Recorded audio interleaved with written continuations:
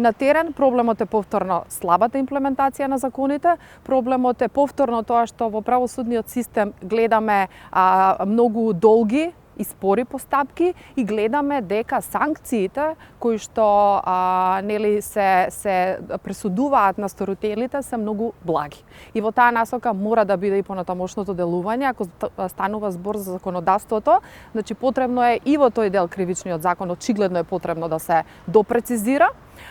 Потребно да имаме построги санкции, меѓутоа доколку немаме родово сензитивни